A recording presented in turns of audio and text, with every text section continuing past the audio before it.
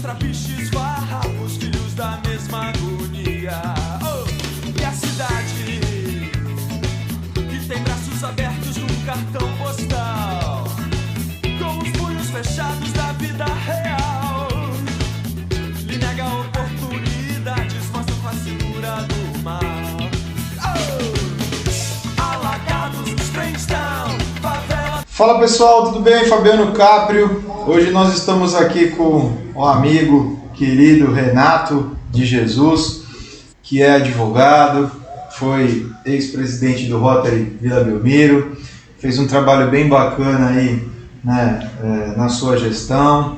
Vamos falar aí de um evento bem famoso na cidade que ele costuma fazer parte aí, que é o Craques contra a Polio, né? Então vamos trazer um pouquinho de informação, mostrar um pouquinho para as pessoas o que é o Rotary, como é que faz, de onde veio, como é que vive, e falar um pouquinho aí do terceiro setor, aproveitar o doutor Renato, né? Vamos chamar de doutor Renato, conhece um pouquinho das regras, né? Então vamos falar um pouquinho aí sobre o ECA, conversar um pouquinho sobre as crianças, os direitos, se estão sendo violados ou não, como é que estão, e tentar fugir aí um pouquinho de um tema polêmico que está muito na mídia, está todo mundo falando, que é a situação racial. Vamos ver se a gente consegue levar isso de forma tranquila, sem se exaltar, porque isso é algo que não cabe ainda, né? Em pleno século XXI, a gente ainda passar por algumas situações como a gente vê aí recentemente, né, as que aconteceram, seja na feira, seja no campo de futebol, aonde for, acho que tem algumas coisas que não cabem mais. Renato, obrigado por receber a gente, por ter vindo, por ter aberto aí a sua agenda aí para conversar um pouquinho com a gente. Fica à vontade, fala um pouquinho de você, vamos lá. É um prazer enorme aqui estar com você, conversar com seus amigos aí da sua rede social e tentar trazer um pouquinho de conhecimento. Eu sempre falo, né, trazer conhecimento é levar informação para as pessoas, mas esperando que as pessoas coloquem essas informações em prática, porque senão ela não vira conhecimento. Então a informação só vira conhecimento quando você pega, coloca em prática no seu dia a dia e repete. Então conhecimento é informação colocada em prática com repetição. Aí você de fato adquire conhecimento. Espero que as pessoas possam aproveitar um pouco do conteúdo e se eu puder contribuir e colaborar, estou aqui à disposição. Como sempre estarei. Bacana, bacana. Mandar um alô aí para todo mundo que está no Instagram, que vocês quiserem ir para o YouTube, tá bom? Que o Instagram, depois de um tempo, ele derruba aí só essa informação. Mandar um abraço para o professor Marcelo Cruz, também está aí acompanhando. Professor, obrigado pela oportunidade, você é uma fera também, né? Grande Marcelo Cruz, um dos maiores advogados aqui da nossa região, quiçá do país. Viu? Criminalista fera, aí, conhecido nacional e internacionalmente. Vamos lá. Renato, eu queria que você falasse um pouquinho, começar pelo carro-chefe, né, que acho que é o maior evento que a gente vê nesse sentido, pelo menos aqui na nossa região, né, que é o Craques. Queria que você falasse um pouquinho, né, quanto tempo você leva para organizar esse evento, se é que nem o carnaval, acaba um, começa o outro, né? Assim, qual é a estrutura, como é que vocês fazem, qual é o benefício do futebol, né, para quem vai, quem são os beneficiados, com tudo que agrega, né, esse tipo de evento. Vamos lá, conta um pouquinho para a gente desse evento grande aí.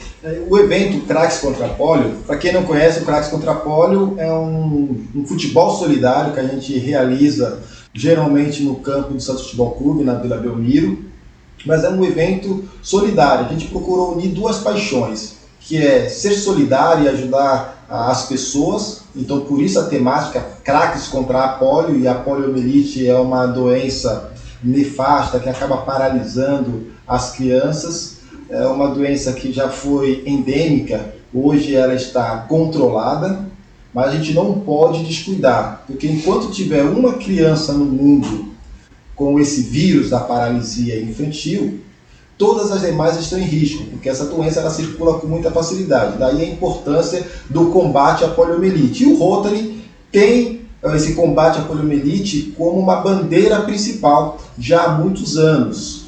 Isso começou lá na década de 70, 1972, e veio caminhando. Em meados da década de 80, o Rotary encampou, pegou essa bandeira e de lá para cá ele veio trabalhando e confinando essa doença. Hoje ela está presente apenas em 2 países, que é no Afeganistão e no Paquistão.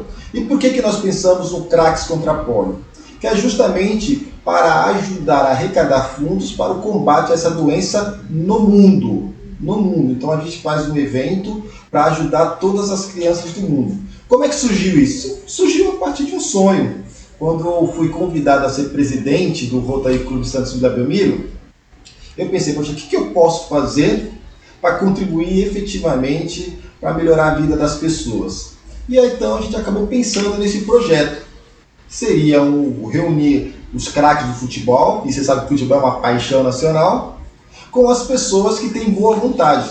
Começamos a pensar na ideia, tiramos a ideia do plano das ideias e colocamos no papel, organizamos, falamos o que é necessário para realizar. E a partir daí a gente foi trabalhando etapa por etapa, primeiro fazendo o convencimento dos companheiros do clube, porque era um projeto muito grandioso. O clube nunca tinha enfrentado um desafio desse. E as pessoas ficaram meio temorosas. Falaram, poxa, mas na Vila Belmiro, um jogo de futebol, para 2.000, 3.000, 4.000 pessoas, isso não é muito grande, pode ser que você tenha um problema financeiro aí. Você olha, vamos para o desafio, a gente vive de desafio. Verdade. E a partir daí a gente começou a construir, conversamos com os amigos, movimentando a nossa rede de network e felizmente o primeiro evento deu super certo, o segundo já ficou mais tranquilo, o terceiro foi mais tranquilo. Aí já tem a experiência, já tomou conta, né? E vamos caminhando. O importante é que temos vários amigos que contribuem, né? Vários empresários que acabam contribuindo e, o mais importante, tomando consciência da importância da vacinação contra a poliomielite e contra qualquer outra doença. É importante que as crianças se vacinem. E esses empresários acabam contribuindo com isso, porque antes eles não tinham contato com essas informações. Bacana, bacana. No último evento lá, como é que foi? Ainda teve sorteio, teve rifa, né? Teve Vários jornalistas que se fizeram presentes, você estava presente, a Tatiana Jorge estava presente, vários jornalistas estiveram presentes, tivemos vários empresários da região e de fora da região que se fizeram presentes, artistas se fizeram presentes lá com o Marcos da dupla Marcos do Belucci e vários outros artistas importantes que dentro do seu nicho são referências, eles vieram para participar conosco. E eu tive até um problema, né? Porque no dia do evento, vários jogadores, só cabem 11 de cada lado, né? Vários jogadores, inclusive jogadores profissionais, jogadores que estavam na Europa, vieram e eles começaram a perguntar, poxa, posso jogar? E já não podia, porque já não tinha mais espaço. Porque a gente se compromete com o número de jogadores para jogar, então tem um número limitado de camisas. E chega 45 minutos do segundo tempo, o cara me liga, né? Manda produção, manda produtor, manda assistente me ligar para poder participar do jogo. Eu falo, olha, eu não tenho como, porque se eu colocar você para jogar agora, eu vou ter que tirar alguém que eu já me comprometi. E a gente, como rotariano, tem essa questão da palavra, da honradez, de seguir adiante com o que você promete. Então eu não tinha como fazê-lo. Então eu peço desculpa aí aos jogadores profissionais que ficaram fora, mas entre em contato aí, vamos para o nosso próximo evento já com antecedência, organizar para que todo mundo possa participar, possa se divertir e possa fazer um evento solidário e ajudar a população mundial aí de crianças. Bacana.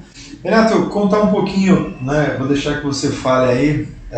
Como é que funciona essa doação de 1 para 1 aí que a gente sabe que é feito, que é importante a gente frisar, né, que o milagre não é o milagre da multiplicação, mas é a multiplicação em benefício, né, de uma causa que é a polio. Claro, o Rotary ele é uma das instituições mais sérias do mundo, é auditada, tem auditoria externa, e por conta disso a Fundação Bill e Melinda Gates eles confiam tanto na organização do Rotary Club Internacional que para cada dólar que a gente arrecada e doa para combate à poliomielite, a Fundação Bill e Melinda Gates emparelha e coloca mais $2. E isso acaba multiplicando e aumentando e recrudescendo as nossas forças. De tal maneira que, se eu doei $100, esses $100 vão valer $300 no momento de compra de vacinas e de ações de combate à poliomielite, porque a Fundação Bill e Melinda Gates vai e emparelha mais $2. Isso é muito importante e foi muito significativo para o combate a essa doença no mundo. Bacana. Renato, me explica uma coisa, cara. Você mora na Vila Belmiro, Rotary Vila Belmiro, como é que é isso? Como é que é esse mapeamento, né? Por bairro isso não? Como é que é? Conta aí. O nosso clube, quando ele surgiu, nós tínhamos muitos atletas ou pessoas ligadas ao esporte e por isso a gente colocou o nome de Rotary Clube Santos Vila Belmiro. Até porque as pessoas eram do entorno da Vila Belmiro, tinham muitos torcedores do Santos. Hoje não, tem lá metade corintiano, palmeirense, mas na época tinha muito torcedor do Santos. Não, vamos fazer Rotary Clube Santos Vila Belmiro. E assim ficou. Mas na realidade as nossas reuniões não são na Vila Belmiro, nossas reuniões acontecem dentro do nosso projeto permanente. Depois a gente fala o que é um projeto permanente para a Rotary. Dentro do nosso projeto permanente, que fica ali na Conselheiro Negas, em frente à Faculdade Strong, né? Conselheiro Negas, número 59. Ali acontecem as nossas reuniões todas as quartas-feiras. Eu não moro na Vila Belmiro, nunca morei na Vila Belmiro, eu moro na Nova Cinta, perto da Lagoa. Então, minha residência lá não é Vila Belmiro. Tá bom.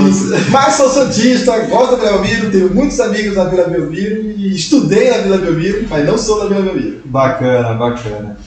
Renato, conta um pouquinho, eu queria que você trouxesse aí, o que o teu clube já fez ou faz, né, a nível social, né, se tem algo que ele ainda faz, se tem algo que a prefeitura absorveu. Vou dar um exemplo, que é o Salão Autoestima, né, que o pontapé foi dado pelo Rotary, um dos clubes de Rotary, e depois hoje absorvido pela prefeitura, né. Eu queria saber, queria que você contasse um pouquinho do teu Rotary, para as pessoas poderem saber a importância do Rotary na cidade, a nível, né, não só na cidade, mas assim, para a gente poder ter um pouquinho da dimensão da diferença que a gente pode causar fazendo um pouquinho na vida das pessoas. Não, perfeito. O nosso clube de Rotary, o Rotary Clube Santos Vila Belmiro, ele realiza os seus eventos e a sua atenção para uma região muito carente da nossa cidade, que é a região ali do centro da Vila Nova.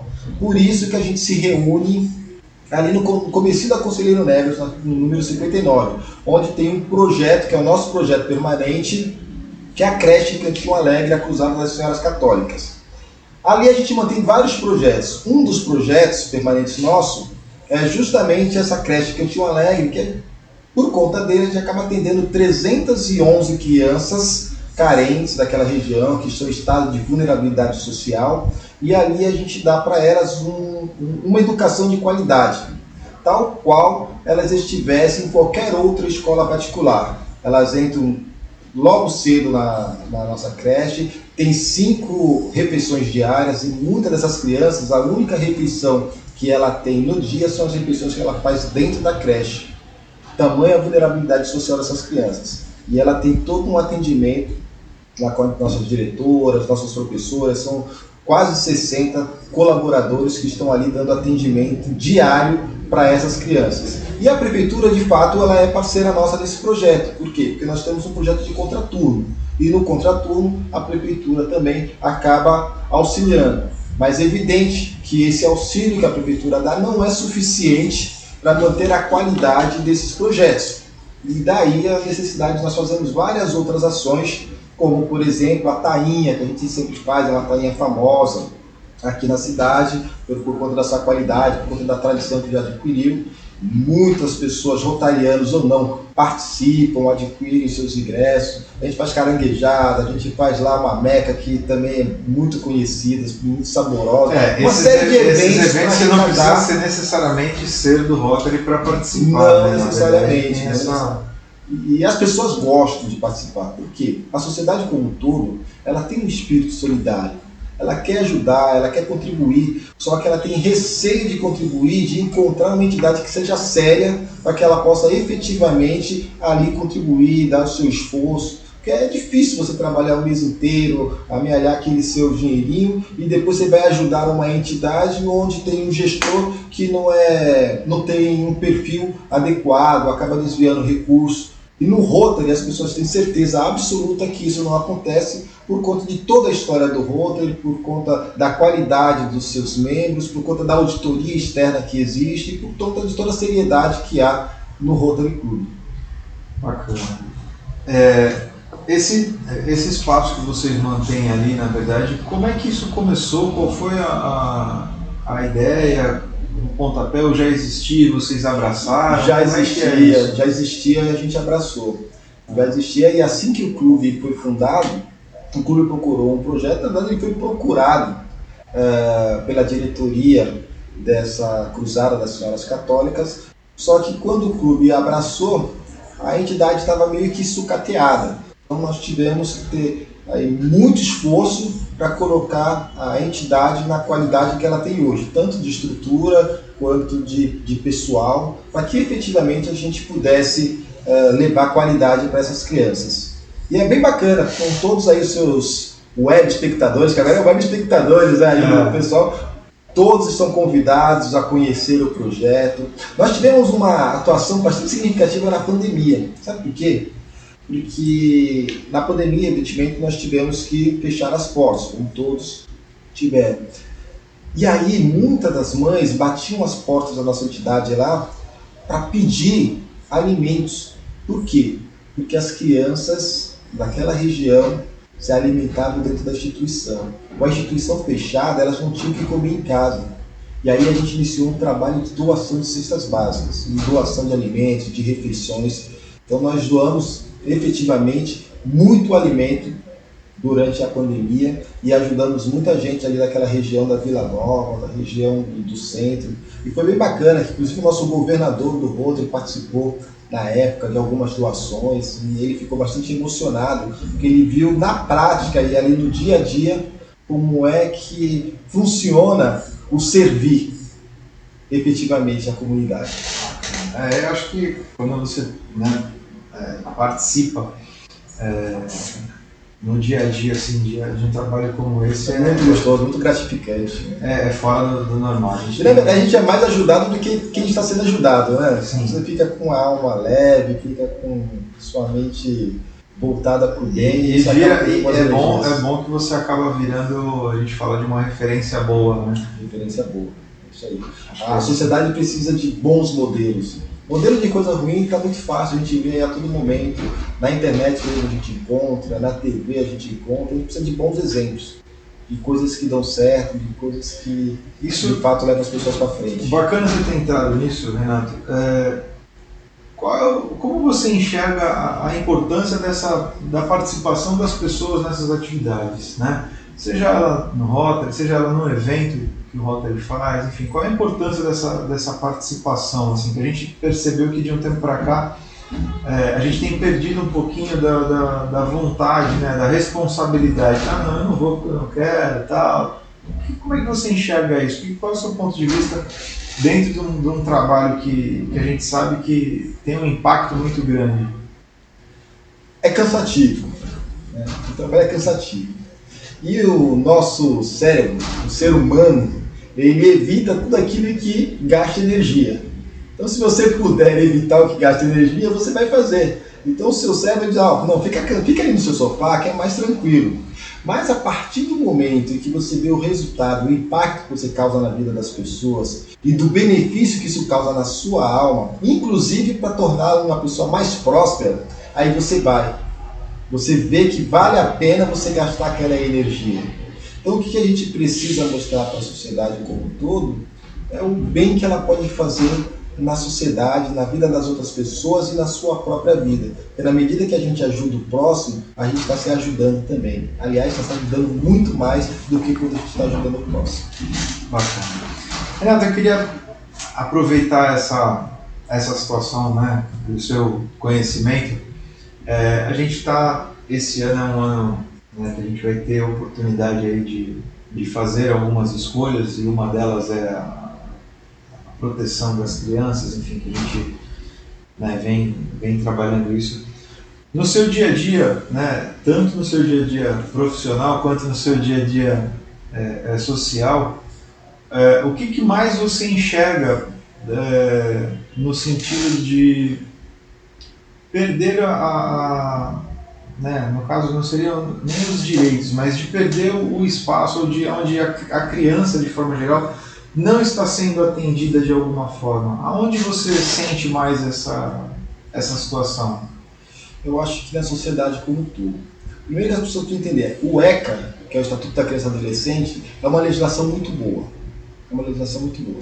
Ela precisa ser compreendida pelas pessoas. Um dos princípios do ECA é o atendimento absoluto à criança e adolescente. Primeiro, as pessoas precisam entender quem é criança. Criança é aquela pessoa que tem menos de 12 anos. Se você tiver 11 anos, 11 meses, 29 dias, você é criança. E adolescente? Adolescente é quem tem de 12 a 18 anos incompletos. 17 anos, 11 meses, 29 dias, você é considerado adolescente. A legislação ela veio proteger, ela veio tutelar, e daí fala-se em conselho tutelar, veio tutelar esse público. Por quê? Porque é um público que está em vulnerabilidade, ele está em processo de aprendizagem, ele está crescendo, ele está se desenvolvendo. A gente precisa cuidar desse público para ter uma sociedade mais justa, mais equilibrada, uma sociedade de pessoas que produzem melhor e que produzem mais. Essa é a visão do Estatuto da Criança e Adolescente. Visão mais técnica. Mais técnica. O que acontece no dia a dia? A gente sabe que por conta de muita deturpação que aconteceu na sociedade, a gente acaba verificando alguns absurdos. E as pessoas acabam atribuindo esses absurdos às crianças, aos adolescentes, que acabam sendo vítimas. E quando a gente fala vítima da sociedade, é vítima da sua própria família. Então, se uma criança cresce numa família onde o pai está desempregado, a mãe é alcoólatra, não tem alimento na sua despensa, quais são os exemplos que essa criança está tendo naquele seio familiar? Ela precisa ser protegida, ela precisa ser tutelada. Se você pega uma família onde a criança verifica o pai agredindo a mãe a todo instante e a mãe fica calada, aquelas questões que falam de violência doméstica, então a criança vai vendo aquela situação e ela cresce convivendo com aquela situação. Que criança você acha que nós estamos preparando para o mundo? Quando ele se transformar num adolescente, quando ele se transformar num adulto? Ele vai achar... Na verdade, quando a gente fala de direitos violados das crianças, a gente tem que entender que o negócio começa lá atrás. Na verdade, nós temos que ver a família. Exatamente. E aí depois você, né, vem fazendo o pente fino, né? Tratou a família, entendeu o que está acontecendo na família, aí você começa a entender as motivações que causam a desestrutura, né? Para proteger a criança, para proteger o adolescente, você precisa tratar a família. Para tratar a família, você precisa tratar a sociedade como um todo. Eu sempre digo que a nossa sociedade é uma sociedade emocionalmente doente. Doente?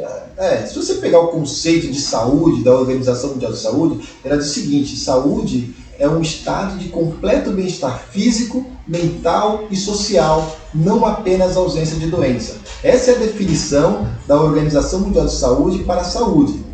Ora, se saúde é um completo estado de bem-estar físico, mental e social, como é que você vai dizer, olha, essa criança que está naquele núcleo familiar violento, ela tem ali uma convivência sadia? Não, ela não tem saúde. A sociedade está emocionalmente doente, a gente precisa tratar a sociedade. E as pessoas precisam compreender isso, porque esse tratamento não se dá da noite para o dia. Se dá com mudança cultural, com mudança de postura, eu mudando o meu meio, você mudando o seu, e os nossos ouvintes mudando o seu meio, a gente vai fazer com que a sociedade vá ficando cada vez melhor. Então, nós precisamos de boas atitudes, de bons exemplos, para que a gente forme uma sociedade melhor. E uma coisa que a gente tem acompanhado bastante aí, assim, quando de fora é mais fácil falar, né? Às vezes a gente vê alguma situação aí, aquele pai fazendo isso, aquela mãe fazendo isso, cara, mas assim, não é o que ele está fazendo ali que é o maior problema. O maior problema é que às vezes o que aconteceu lá atrás para chegar aqui, né? Na verdade, o que começou lá para trazer essa situação de hoje, de repente a criança está na rua sem o pai ou sem a mãe, ou de repente a criança está vendendo, né, alguma coisa no sinal, às vezes e as pessoas acabam achando isso normal. Só que não é normal. Essas coisas são comuns. É comum você ver uma criança na rua pedindo, é comum você ver uma criança trabalhando com, 9 anos de idade, 8 anos de idade, isso é comum, mas não é normal. E a sociedade não pode entender como normal. Uma coisa é ser comum, outra coisa é ser normal. E só respondendo a sua pergunta anterior, que eu acabei não respondendo, nós estamos num momento de escolha. A sociedade precisa escolher. A gente costuma muito apontar o dedo para o outro, mas esquece que você aponta o dedo para lá, tem 3 dedos apontando para você. E um dedo apontando lá em cima. Deve ter um cara lá em cima olhando tudo que a gente está fazendo aqui embaixo. E a gente esquece disso. Escolher significa, dentre 2 caminhos, você abrir mão de um. Abrir mão do que é circunstancial para optar pelo que é essencial, pelo que é fundamental. A escolha por conselheiro tutelar, que vai acontecer esse ano, é um momento desses, em que você deve abrir mão do que é circunstancial e escolher as pessoas preparadas, que vai ser fundamental para que a gente tenha uma mudança de postura na sociedade. Se as pessoas falam assim, mas eu não preciso votar no conselho tutelar, não é obrigatório. Mas é por isso mesmo que você precisa votar. Se você não escolhe o que é fundamental, você vai deixar que as outras pessoas escolham o que é circunstancial. Escolhe qualquer um, aquela pessoa que não está preparada, aquela pessoa que está pensando apenas em receber uma remuneração no final do mês, mas que não está comprometida com a causa, que não sabe que efetivamente o que ela fizer ou deixar de fazer vai impactar na vida de muitas famílias, vai impactar na vida da sociedade, vai impactar na sua própria vida. Porque se aquela criança, aquele adolescente não for cuidado hoje, ele pode te assaltar amanhã, ele pode invadir a sua casa amanhã, ele pode cometer um crime amanhã, porque ele conviveu com crime a vida inteira. Ele não foi retirado daquele seio familiar doente e colocado numa família substituta onde ele vai poder ter bons exemplos. É um número que a gente não tem muito como mensurar, mas a cada R$1 que você investe na criança é quase R$50 que você deixa de investir no adulto, né? Para tomar conta de alguma situação que não deu certo lá atrás. Então, se de repente tivesse tido uma atenção maior nas crianças, né, nós teríamos, obviamente, melhores pessoas aí, né? Enfim. Entrando um pouquinho nessa seara da criança até, nós tivemos, né, eu sou oriundo ali do Brás Cubas, ali da Marapé, daquela região, nós tínhamos a escola Brás Cubas ali, né? E, cara, foi uma das grandes lutas manter aquela escola aberta. Nós estivemos lá, falamos com o secretário municipal, secretário estadual, falamos com as pessoas do governo do estado, enfim, para tentar, né, fazer a manutenção de uma escola, né, que era importante, uma escola aberta, principalmente no bairro, porque o bairro já não tinha, era a última escola do bairro, né, a nível ginasial, né, as outras escolas são escolas para crianças menores. E a gente conseguiu por 2 anos. Mas uma das coisas onde mais me chamou a atenção e o dirigente, né, enfim, o responsável lá falou, quando teve reunião lá com os pais, ninguém foi. Quando teve reunião, audiência pública para fechar a escola, ninguém foi. E agora você está vindo aqui e fala que tem necessidade. Não, não tem necessidade. Se tivesse necessidade, as pessoas participavam, as pessoas debatiam, enfim. A gente sabe que não é bem assim, mas uma das coisas que mais chamou a atenção foi justamente isso. A gente teve que vir junto à defensoria, entrar com um pedido judicial para que não se fechasse uma escola, né, que é um crime fechar uma escola, enfim. A gente ainda segurou por 2 anos, mas por uma organização, né, que foi feita ali na região, todas as crianças ali foram direcionadas para o Azevedo e Primo Ferreira. Superlotando, assim, claro, né, essas 2 escolas que, né, a gente sabe que naquele momento foi uma superlotação. Hoje, com outras readequações aí, a coisa mudou um pouquinho, mas naquela época... E algo que chama muita atenção, nós tivemos até uma visita aqui recente do pessoal da Policlínica, né, também do Marapé, e eu questionei, falei, a gente lá vai ter uma outra Policlínica, por causa da questão de volume do bairro. O bairro hoje está chegando a 30 mil pessoas. A Policlínica hoje atende por dia o que ela devia atender por mês. Então, só para a gente ter uma ideia, então, ela faz quase 300 atendimentos no dia, onde ela pode fazer 300 no mês. E aí, claro, vai ter um novo posto de saúde e tal. E aí uma das perguntas que eu fiz para ele lá numa reunião que a gente estava é por que demorou? Uma das demoras foi justamente essa, não tinha uma participação efetiva do Conselho de Saúde, né, que são onde a população pode participar na sua região da situação de saúde, por exemplo, do posto de saúde, né, da unidade básica. Então, essa não participação das pessoas acaba atrasando algum benefício para ele mesmo, né? Então, se tivessem pessoas participando das atividades do Conselho de Saúde, das agências públicas, por menor que seja a participação, vai lá, fica 10 minutinhos, dá o nome lá, fala com alguém, procura saber o que está acontecendo, essa situação de repente teria sido, né, resolvida ou até antecipada. Então, essa falta de participação, né, das pessoas acaba dando um prejuízo que a gente só vai ver isso depois lá atrás, que nem, fechou a escola Brás Cubas, não, mas fechou a escola e vai abrir uma base da polícia.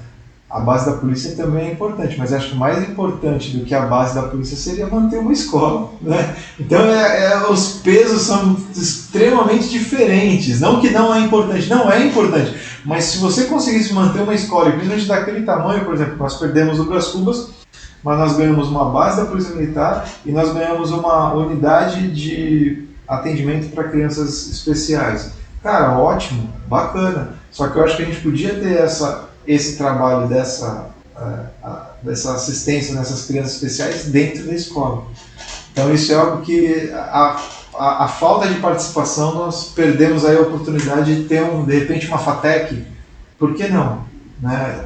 O tamanho ela tinha, a estrutura ela tinha para isso, claro, precisava de algumas adequações, mas enfim, nós teríamos essa possibilidade. Foi uma das nossas sugestões até, na época, para o governador Márcio, que estava, né, à frente, né, nós tivemos a reunião com ele e foi um pedido nosso, né, como presidente de associação, eu fui lá e levei para ele e falei, olha, vamos fechar a escola? Tá bom, mas vamos tentar fazer uma escola técnica, né, que eu acho que é uma possibilidade, vamos ampliar a FATEC, porque a FATEC na ponta da praia já não estava dando conta, enfim. E aí acabou sendo o que é hoje, mas essa falta de participação a gente perde bastante aí, né? A falta de participação é um problema. Um problema, inclusive, para o nosso próprio Estado Democrático de Direito, que é, na verdade, é fundamental para que haja o Estado Democrático de Direito essa participação popular. Vamos ampliar um pouco a discussão aqui, só para as pessoas poderem compreender. O que é um Estado de Direito? Um Estado de Direito é um Estado onde a sociedade resolve seus conflitos, suas pendengas, com base na lei. E isso é fundamental, por quê? Porque antes, quando não havia o Estado de Direito, o Estado era absoluto. Ou seja, tudo se concentrava na pessoa do rei, do monarca, que era o representante de Deus na terra. Ele decidia, ele julgava, ele aplicava a pena, ele fazia tudo de acordo com o seu albedrio, de acordo com o seu entendimento. Agora não, com o Estado de Direito, as coisas são decididas com base na lei. Só que o nosso Estado, ele acabou recebendo um qualificativo. Ele não é só um Estado de Direito, ele é um Estado democrático de direito. Essa palavra democrático, ela veio como um adjetivo para qualificar o nosso Estado de Direito, exigindo efetivamente a participação popular para resolver os conflitos estaduais, os conflitos do Estado como um todo. Daí a necessidade da população participar. É por isso que nós temos plebiscito, que é uma forma de participação direta do povo na solução de questões essenciais para o nosso Estado. É por isso que nós temos o referendo, que é uma forma do povo participar referendando o que foi decidido pelo nosso Estado. É por isso que nós temos as audiências públicas. Em algumas questões que são essenciais, fundamentais, o povo tem que ser chamado em audiência pública para dizer o que ele quer. É a participação popular para qualificar o nosso Estado como democrático. É por isso que nós temos os conselhos, Conselho de Saúde, Conselho da Comunidade Negra, Conselho do Meio Ambiente, Conselho da Criança e do Adolescente, para tratar dessas questões que envolvem criança e adolescente, ou seja, todos os setores da sociedade que são fundamentais requer a participação popular para decidir junto com o Estado, ao lado do Estado, qual o caminho que a gente quer para a nossa sociedade. Então, quando o povo é chamado a se manifestar e se omite, ela deixa que outros escolham no seu lugar.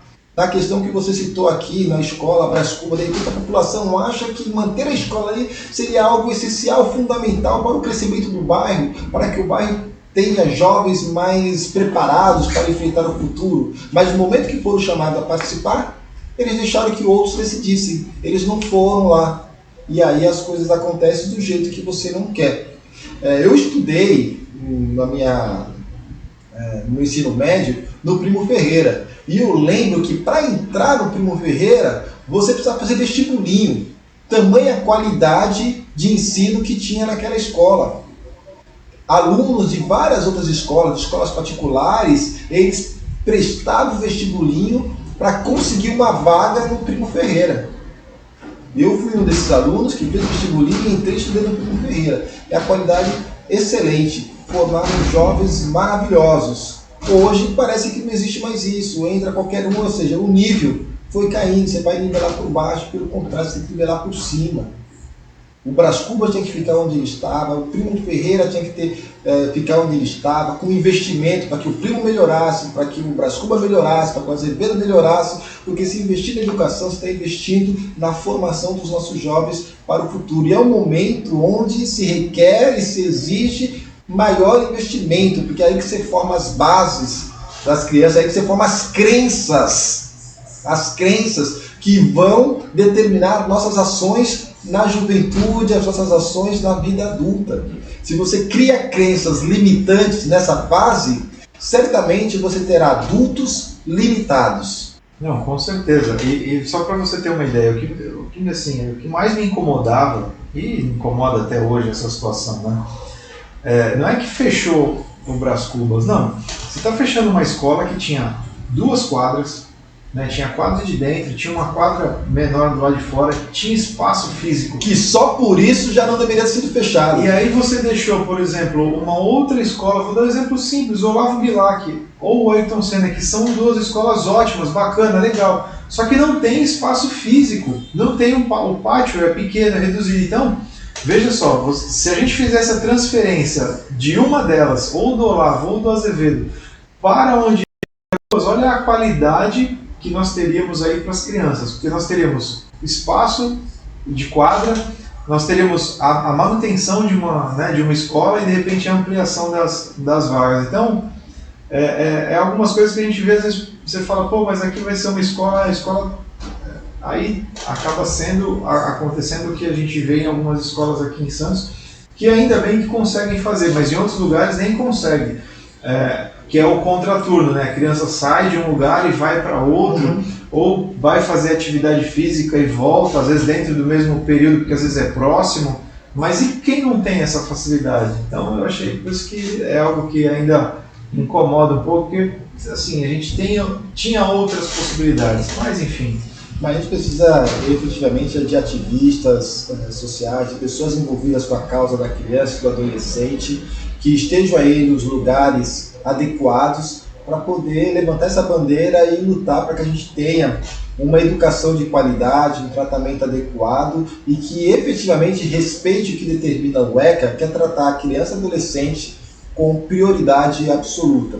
Aliás, essa prioridade absoluta, ela justifica, por exemplo, um juiz da infância e da juventude tirar a criança, de repente, de uma família que é nociva para a criança e colocar essa criança no seio de uma família substituta.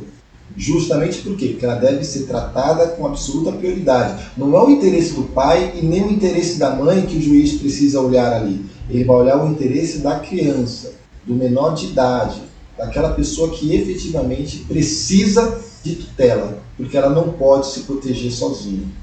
Existem alguns casos, até quando eu estou ministrando aula de direito médico lá na FGV, o pessoal sempre traz esse exemplo. Poxa, tem uma situação em que os religiosos de uma determinada religião, testemunha de Jeová, eles são contrários à transfusão de sangue. Como é que fica se ele trouxer uma criança no hospital, essa criança precisar efetivamente de transfusão de sangue, mas os pais não quiserem? Como é que a gente faz? Você faz a transfusão.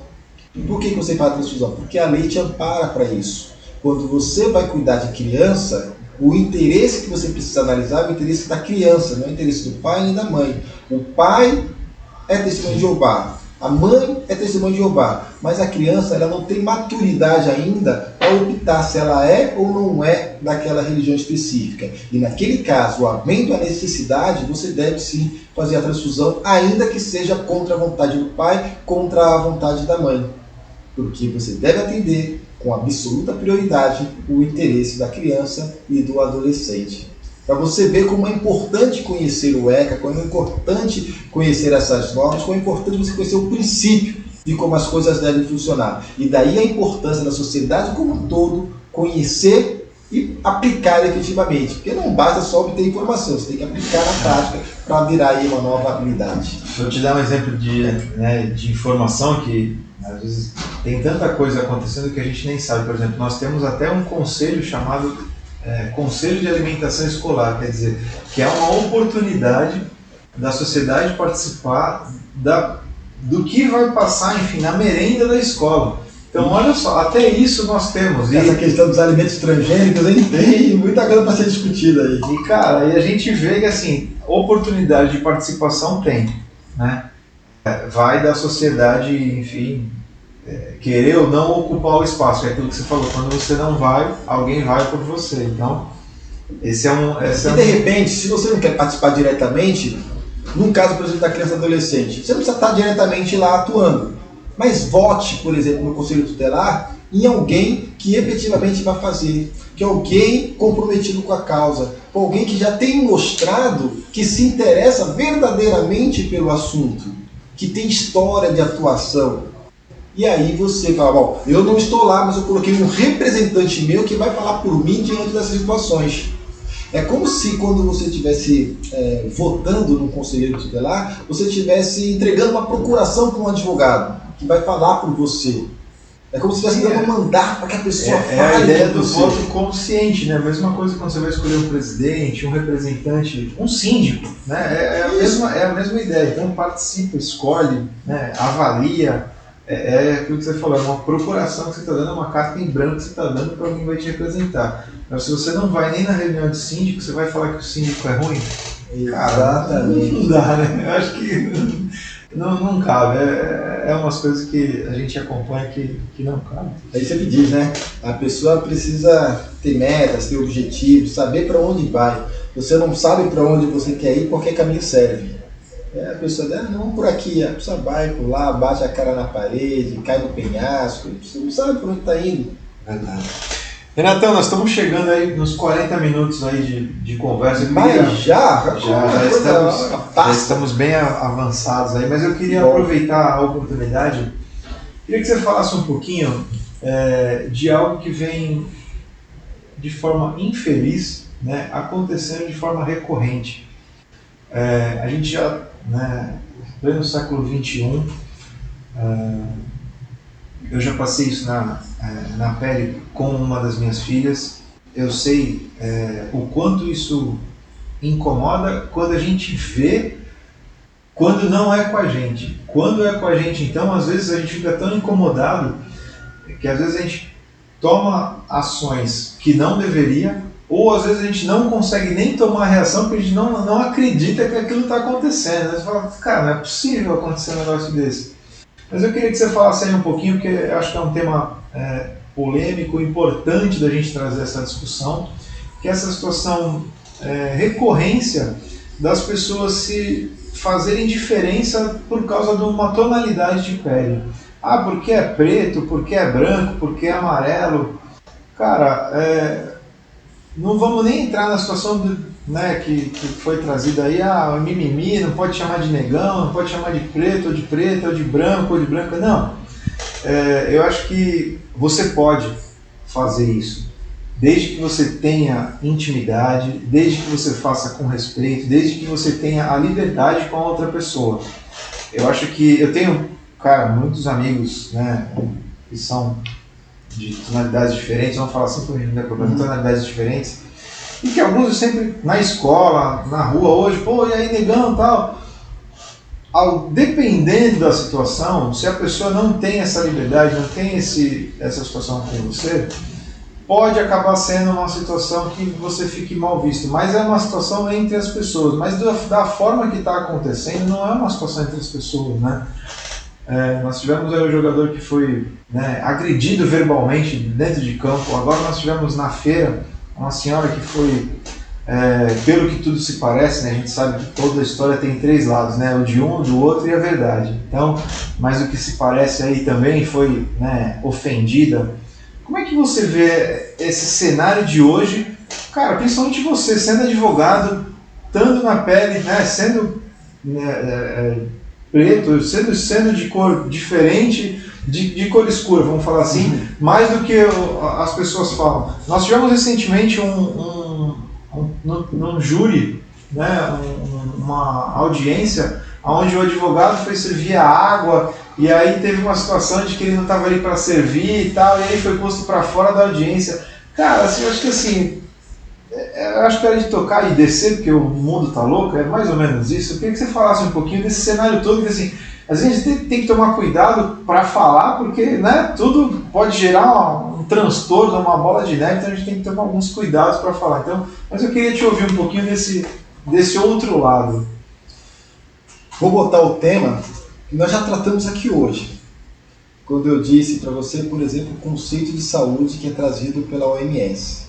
A OMS diz que saúde é um estado de completo bem-estar físico, mental e social, não apenas a ausência de doença ou enfermidade. Pensa comigo, essa pessoa que sofre preconceito, sofre racismo, injúria racial diariamente, ela tem bem-estar social?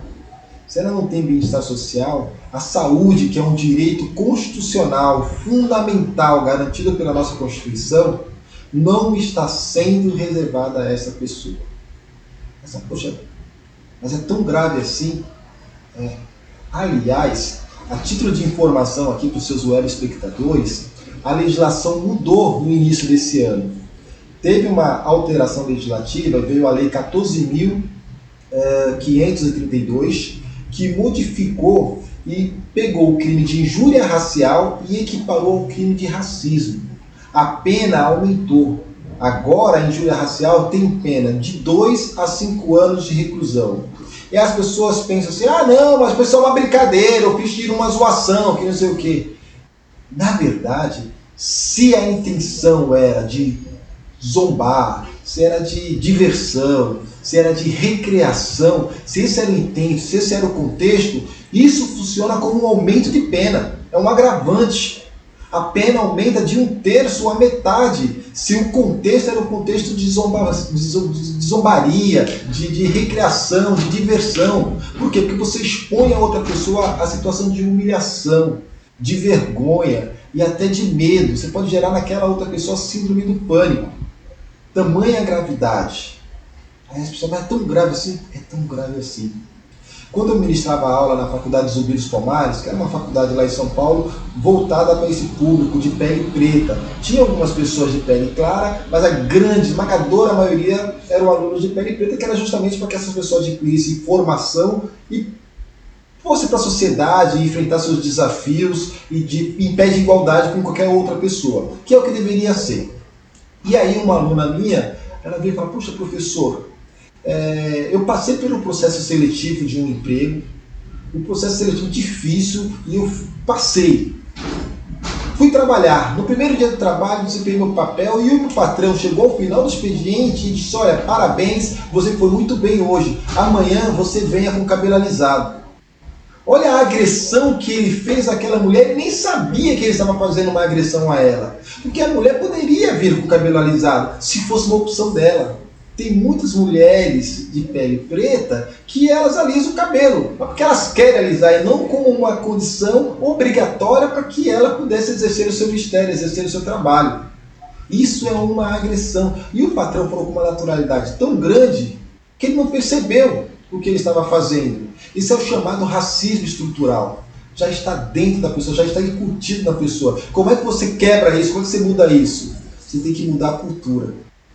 Você tem que ter novas vivências. Você tem que pegar esses assuntos e discutir efetivamente. A pessoa de pele preta, quando está andando à noite na rua, se vier uma outra pessoa do outro lado de pele branca, ela vai atravessar a rua.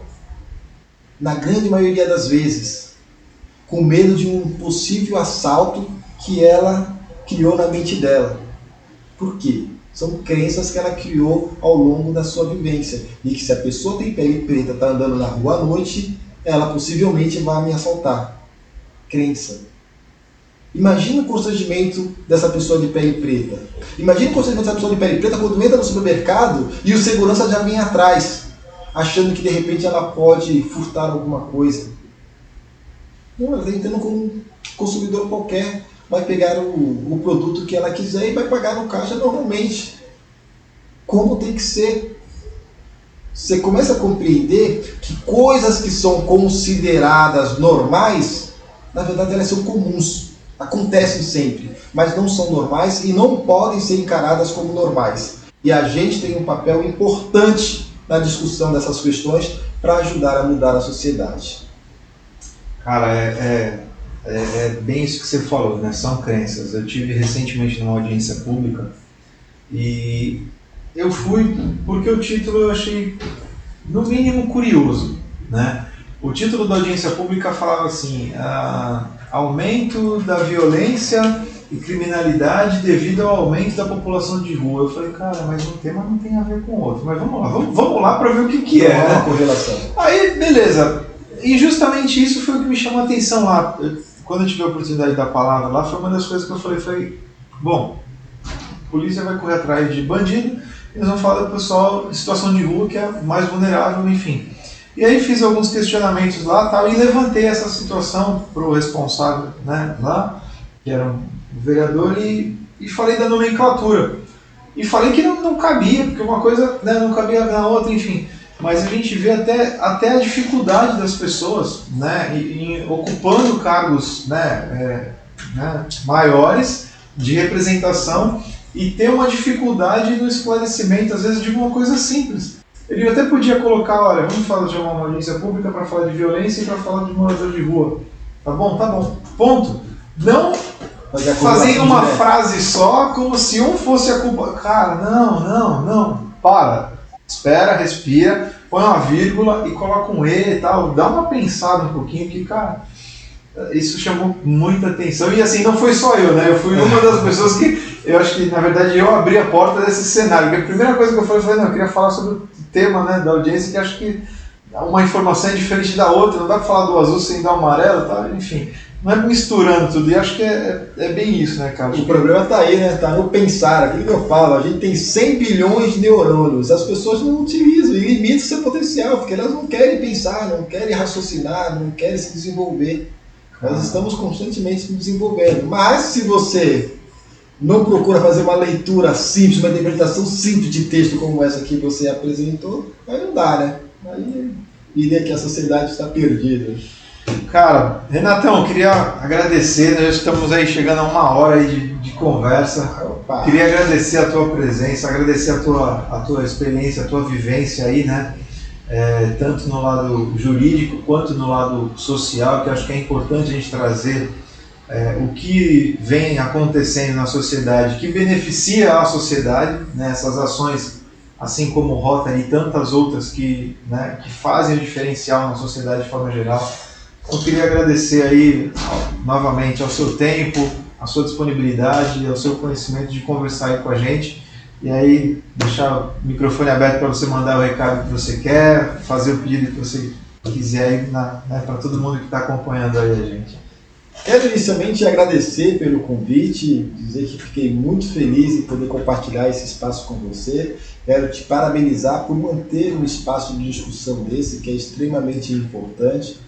A gente precisa que pessoas como você se posicionem na sociedade, porque vai ser um norte, uma luz para que as pessoas menos iluminadas possam seguir, ou aquelas pessoas que querem encontrar um caminho possam seguir. Isso é relevante, é importante, e na história da humanidade sempre foi assim. As pessoas acabam seguindo aquelas que elas mais se aproximam, que elas mais têm uma identidade de ideais e de pensamentos, e você, tenho certeza, deve conduzir aí o rumo de muitas pessoas no teu bairro, na tua cidade e aí no estado como um todo. Então, parabéns pela sua predisposição, porque você investe seu tempo e o que a gente fala, né? O tempo é o ativo mais precioso que nós temos, porque nós sabemos o quanto ficou para trás, mas nós não sabemos quanto tem pela frente. Então, quando você investe o seu tempo para servir a sociedade, para ajudar as pessoas, para levar informação de qualidade, você é uma pessoa que está despojada daquilo que você tem de mais valioso. Então, por isso eu quero te dar os parabéns. Conte comigo, sempre que eu puder colaborar e contribuir de alguma forma, basta chamar, a gente procura aí agendar, ver a melhor forma possível e estarei presente. Vamos fazer uma visita lá na Cruzada, né? Sim. Vamos trazer aí bastante informação, trazer aí Será bem recebido. Bastante coisa aí, Renato. Pessoal, vamos ficando por aqui, fiquem todos com Deus, sempre. Valeu!